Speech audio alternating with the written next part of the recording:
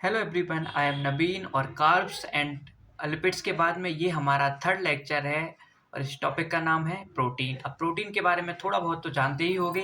Basically protein हम कहाँ सुनते हैं, तो प्रोटीन के बारे में हम सुनते हैं हमारे फिटनेस क्लब्स और जिम्स में। और इसमें क्या बताया जाता है कि प्रोटीन किस लिए इसेंशियल है। तो प्रोटीन इसेंशियल होता है हमारी बॉडी को बिल्ड करने के लिए, मसल मास को गेन करने के लिए प्रोटीन, या वेट गेन करने के लिए प्रोटीन हमारे लिए इसेंशियल होता है। तो अब हम जानते हैं प्रोटीन के बारे में। तो प्रोटीन की डेफिनेशन से स्टार्ट करते हैं। The molecules which yield amino acids on hydrolysis are called proteins. ऐसे मॉलिक्यूल्स जो कि अमाइनो एसिड्स हाइड्रोलिसिस पर यील्ड करते हैं उन्हें कहा जाता है प्रोटीन्स। अब हम समझते हैं कि हाइड्रोलिसिस क्या है। तो हाइड्रो और लिसिस, हाइड्रो और लाइसिस दो वर्ड से ये मिलकर बना है। हाइड्रो का मतलब है वाटर और लाइसिस मतलब होता है टूटना। तो वाटर की प्रेजेंस में, वाटर की उपस्थिति में किसी बॉन्ड का टूटना बोला जाता है हाइड्रोलाइसिस। तो जो बेसिकली हमारे प्रोटीन्स हैं, इनमें ढेर सारे अमाइनो एसिड, जैसे तुमने एक माला को बने देखा है, उसमें ढेर सारे फूल लगे होते हैं और बीच में क्या प्रेजेंट होता है, एक धागा प्रेजेंट होता है।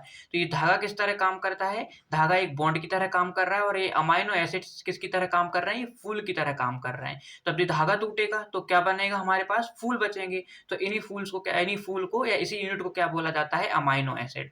तो प्रोटीन्स क्या हैं? प्रोटीन ऐसे मॉलिक्यूल्स हैं जो अमाइनो एसिड्स को हाइड्रोलिसिस पर प्रोड्यूस करते हैं। तो अगर आपके पास में कहीं पर किसी स्ट्रक्चर के टूटने पर, किसी स्ट्रक्चर के बॉन्ड ब्रेक होने पर अमाइनो एसिड प्रेजेंट होंगे, तो हम क्या सोच सकते हैं कि वो स्ट्रक्चर प्रोटीन हो सकता है। ठीक है, अब इसकी कुछ प्रॉपर्टीज के बारे में देखते हैं। फिजिकल प्रॉपर्टीज हैं ये थोड़ी बहुत।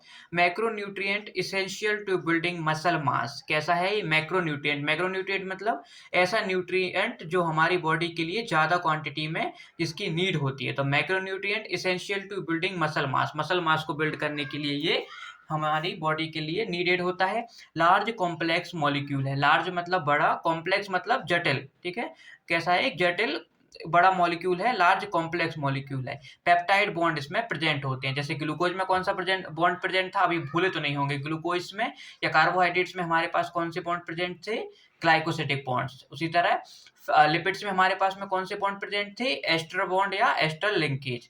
और प्रोटीन में हमारे पास बॉन्ड प्रेजेंट होंगे कौन से, पेप्टाइड बॉन्ड। तो इस तरीके से हमारे पेप्टाइड बॉन्ड प्रोटीन्स में प्रेजेंट होते हैं। अब बॉन्ड्स के बाद हम बात करते हैं। अब देखो, ये तो हमने जान लिया कि प्रोटीन क्या है। तो प्रोटीन क्या है, अमाइनो एसिड की पॉलीमराइजेशन से जो बनता है, या अमाइनो एसिड जिसका मोनोमर है। बट अब मोनोमर के बारे में भी जानना जरूरी है कि ये अमाइनो एसिड्स क्या होती हैं। तो amino acids are organic compounds that contain both amino and carboxylic acid groups। तो अमाइनो एसिड्स क्या होते हैं, तो अमाइनो एसिड्स ऐसे ऑर्गेनिक कंपाउंड्स हैं जिनमें अमाइनो और कार्बोक्सिलिक ग्रुप एक साथ प्रेजेंट हो। अब अमाइनो ग्रुप क्या होता है, तो इसको मैंने नीचे थोड़ा सा इसको डिटेल समझाने की कोशिश की है कि NH2 को बोला जाता है अमाइनो ग्रुप, और C डबल बॉन्ड OH या COOH को बोला जाता है कार्बोक्सिलिक ग्रुप। ठीक है, ये जो पिंक कलर का है ये क्या है, अमाइनो ग्रुप। ये यहाँ पे क्या प्रेजेंट है, हमारा कार्बोक्सिलिक ग्रुप। ये पूरा स्ट्रक्चर हमारा क्या है, एक सिंगल अमाइनो एसिड है। ठीक है, अमाइनो एसिड। तो अमाइनो एसिड हमारा क्या है, तो अमाइनो एसिड ऐसा ऑर्गेनिक कंपाउंड है। ऑर्गेनिक कंपाउंड मतलब जिसमें कार्बन प्रेजेंट हो। तो अमाइनो एसिड्स ऐसे ऑर्गेनिक कंपाउंड हैं जिनमें अमाइनो ग्रुप और कार्बोक्सिलिक एसिड ग्रुप एक साथ प्रेजेंट होते हैं। They combine to form protein. और अमाइनो एसिड क्या करते हैं, आपस में जुड़ते हैं, जिससे प्रोटीन का फॉर्मेशन होता है। अब आप लोग सोच रहे होंगे कि प्रोटीन के फॉर्मेशन की जरूरत क्या थी, हम डायरेक्टली अमाइनो एसिड को बॉडी में स्टोर कर सकते थे, या अमाइनो एसिड को भी न्यूट्रिशन के फॉर्म में हम ले सकते थे। लेकिन क्या होता है, जब अमाइनो एसिड्स आपस में जुड़ते हैं तो धीरे धीरे जब इनकी स्ट्रिंग्स बनती हैं तो एक कॉम्प्लेक्स मॉलिक्यूल का फॉर्मेशन हो जाता है। ठीक है, जैसे अगर हम फूलों को देखो, अगर हम एक एक फूल को स्टोर करेंगे तो कितना ज़्यादा स्पेस लगेगा। बट अगर उसी फूलों की हम माला बना लें और इसको टेढ़ा आड़ा करके हम किसी तरीके से स्टोर कर लें, तो स्पेस कैसा हो जाएगा, उसी स्पेस में ज़्यादा हमारे फूल स्टोर हो जाएंगे। तो इसीलिए यहाँ पे क्या होता है, जो हमारे अमाइनो एसिड्स हैं ये प्रोटीन का फॉर्मेशन करते हैं। एक रीजन तो ये हुआ कि स्पेस बच जाएगा। दूसरा रीजन क्या होता है, जो प्रोटीन्स होते हैं उनमें अमाइनो एसिड्स की एक तो जो हमारे प्रोटीन्स होते हैं उनमें अमाइनो एसिड्स एक स्पेशल ऑर्डर में प्रेजेंट होती हैं, और यही स्पेशल ऑर्डर हमारी जेनेटिक्स के लिए रिस्पॉन्सिबल होता है। तो इस तरीके से अमाइनो एसिड प्रोटीन का फॉर्मेशन करते हैं पॉलीमराइजेशन के थ्रू। अब अमाइनो एसिड बहुत सारे अमाइनो एसिड हमें नॉन है, बट उसमें से 20 अमाइनो एसिड्स हमारे हमारे लिए ऐसे हैं जो 20 अमाइनो एसिड हमारी बॉडी में प्रेज़ेंट होते हैं या हमारे लिए ज़रूरी हैं। उनमें से भी एसेंशियल में हमारे पास में 9 हैं और नॉन एसेंशियल में हमारे पास हैं 11। एसेंशियल ऐसे अमाइनो एसिड्स हैं जिनको बॉडी सिंथेसाइज़ नहीं कर सकती। तो एसेंशियल अमाइनो एसिड्स क्या हैं?